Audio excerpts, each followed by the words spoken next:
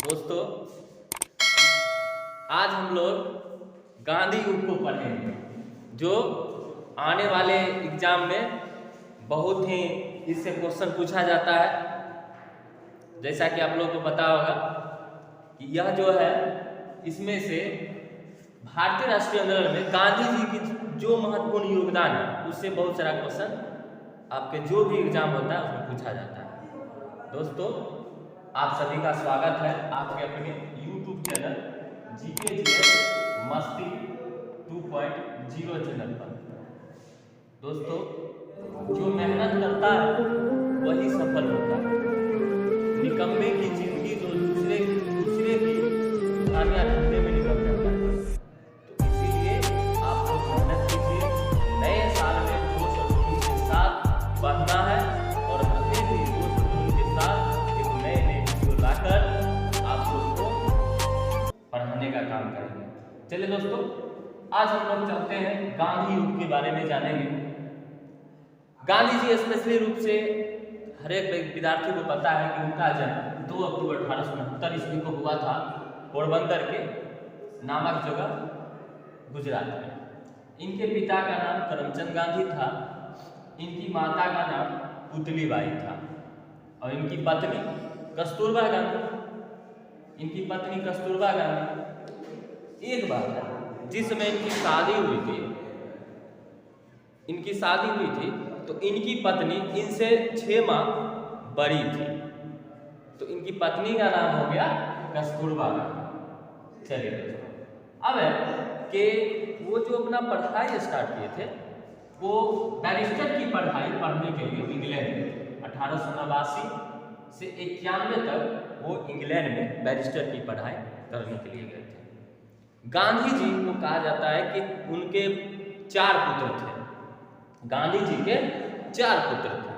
अब कहता है कि 5वां पुत्र, तो 5वां पुत्र जो था वो जमनालाल बजाज था, जिसको राय बहादुर की उपाधि भी दी गई थी। तो गांधी जी का 5वां पुत्र इसलिए उनको कहा जाता है क्योंकि वो बेटा की तरह उसको मानते थे।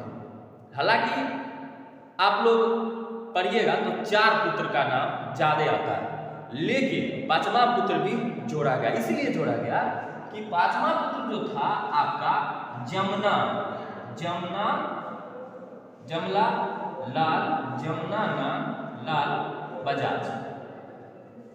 लाल बजाज, ये गांधी जी के 5वें पुत्र थे। देखिए, पहला पुत्र हरिलाल, दूसरा पुत्र मणिलाल, तीसरा पुत्र रामदास और चौथा पुत्र देवदास। तो ये गांधी जी का 4 पुत्र जो है था, और ये 5वां पुत्र जो थे उनको बेटा की तरह मानते थे, इसलिए 5वां पुत्र का भी नाम जोड़ा जाता है। तो 5वां पुत्र हो गया जमनालाल बजाज, इनको राय बहादुर की उपाधि भी दी गई थी। चलिए, जब वो पढ़ के आए तो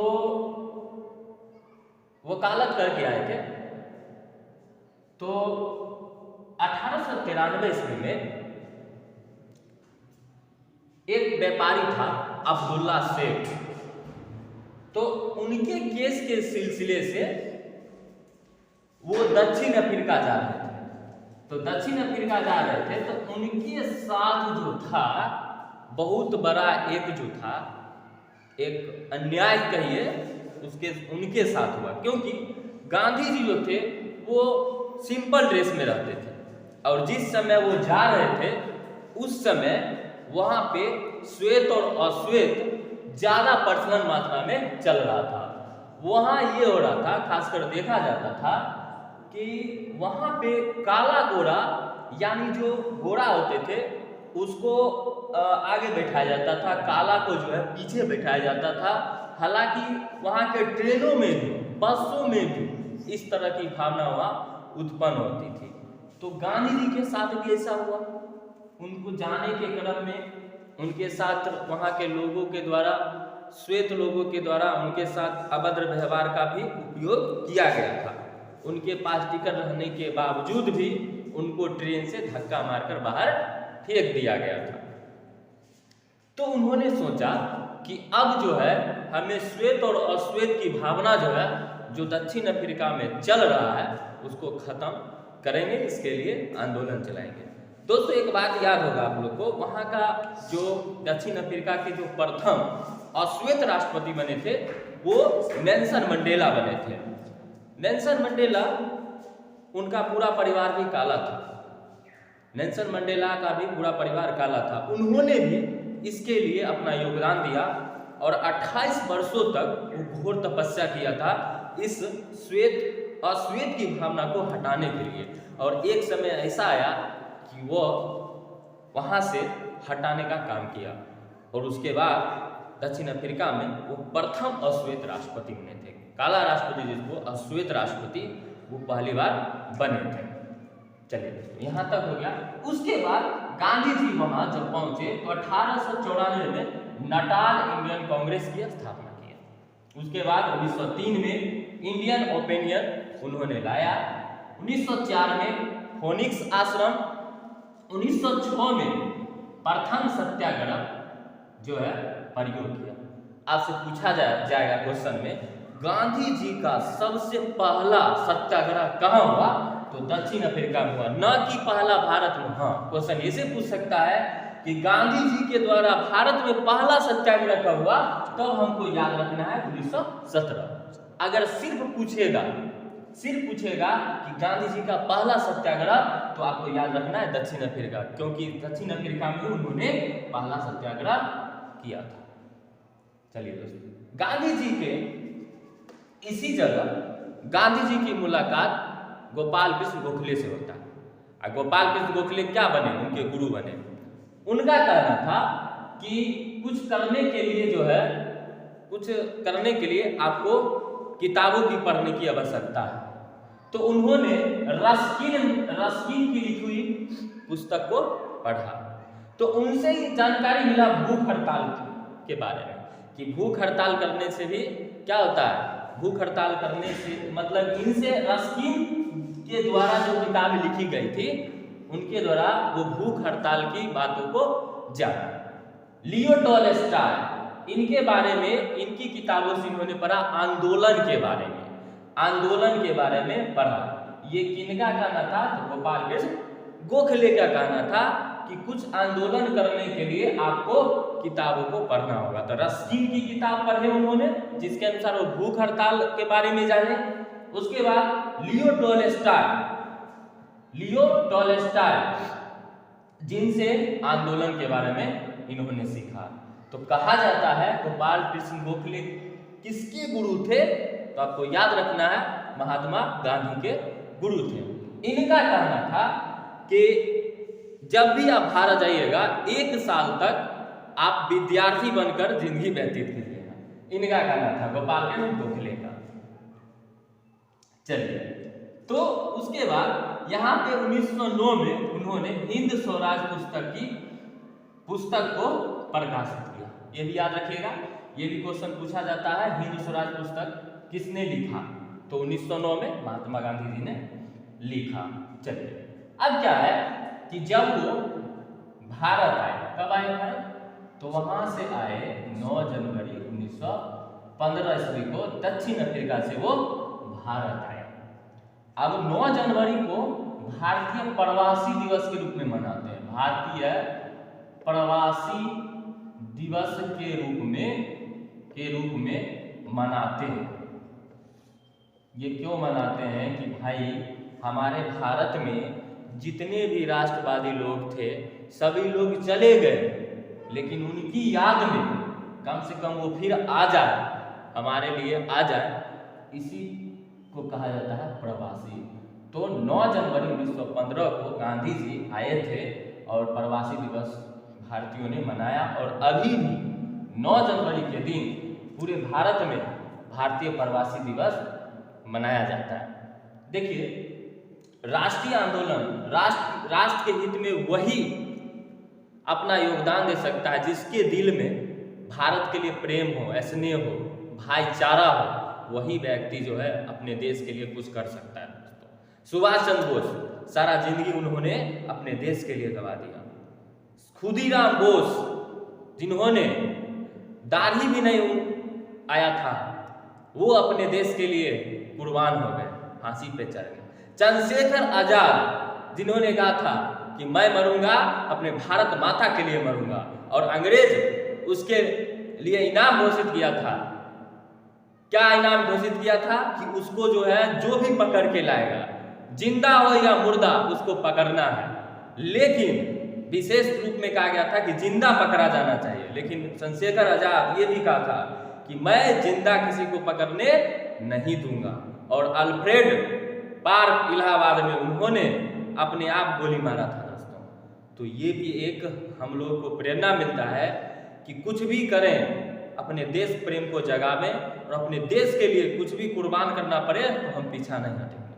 चलिए दोस्तों, तो यहाँ तक हो गया आपका 9 जनवरी को क्या मनाया जाता है? भारतीय प्रवासी दिवस मनाया जाता है। चलिए 1916 में साबरमती आश्रम की स्थापना करते हैं। साबरमती आश्रम की स्थापना करते हैं। स्थापना।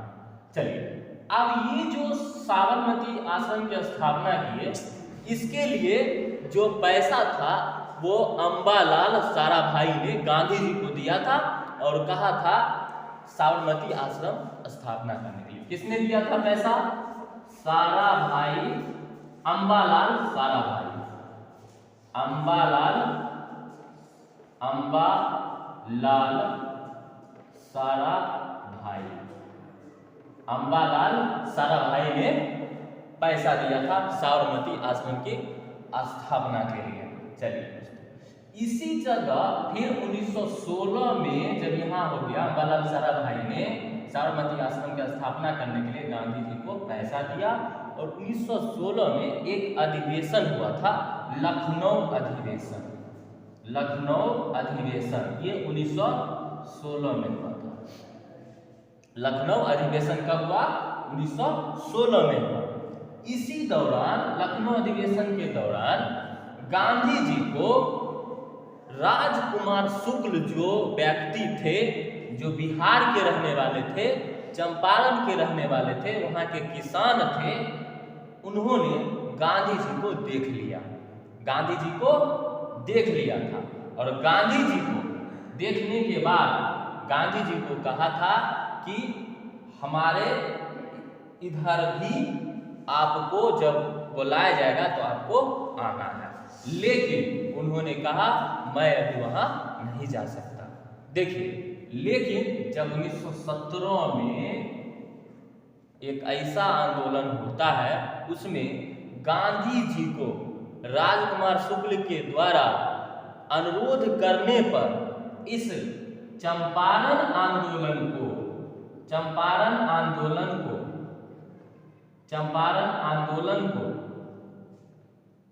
सफल बनाया और तीनकटिया प्रणाली का विरोध किया, और तीनकटिया प्रणाली को चंपारण से खत्म किया। आपको पता होगा कि चंपारण आंदोलन जो था 1917 में हुआ था, इसमें 3/20 भागों पर नील की खेती किया जाता था। यानी 20 कट्ठा में 3 कट्ठा वल्ली रूप से नील की खेती होता है। वही कपड़ा में जो डाला जाता है उसी का जो है खेती होती थी, और खासकर को बहुत ज़्यादा फायदा होता था, और वो अपने इंग्लैंड भेजते थे, इससे उसको बहुत सारा फायदा होता था, लेकिन भारतीयों को नुकसान होता था। मान लीजिए अगर 3 कट्ठा में बंजर भूमि होता है तो उससे भारतीय लोगों को कितना नुकसान होगा। खासकर बिहार का जो चंपारण इलाका था, वहाँ के लोगों ने इसके लिए जोरदार विरोध किया था, लेकिन अंग्रेज जो है वो मानने के लिए तैयार नहीं था। उसी समय राजकुमार शुक्ल के द्वारा गांधी जी को अनुरोध किया गया, गांधी जी आप आइए और इस आंदोलन को सफल बनाइए, और यह तीनकटिया प्रणाली जो है उसको खत्म करवाइए। तो इसी को आपको कहा जाता है तीनकटिया प्रणाली। आपसे याद रखना है तीनकटिया प्रणाली। तीनकटिया प्रणाली इसी को कहा जाता है तीनकटिया प्रणाली। चलिए अब है 1918 में खेरा सत्याग्रह हुआ था। खेरा सत्याग्रह हुआ था 1918 में। खेरा सत्याग्रह भी हुआ। 1918 में एक और चीज हुआ, गांधी जी पहली बार, गांधी जी पहली बार, यही रस्किन की किताबों से उन्होंने पढ़ा था भूख हड़ताल का भावना को। तो गांधी जी पहली बार भूख हड़ताल पर बैठे, भूख हड़ताल पर बैठे बउआ, भूख हड़ताल पर बैठ गए। अब गांधी जी भाई क्यों बैठे भूख हड़ताल पर? क्योंकि रस्किन से उन्होंने सीखा था, रस्किन की किताबों में उन्होंने पढ़ा था भूख हड़ताल क्या होता है, भूख हड़ताल से क्या क्या होता है, ये जाने थे।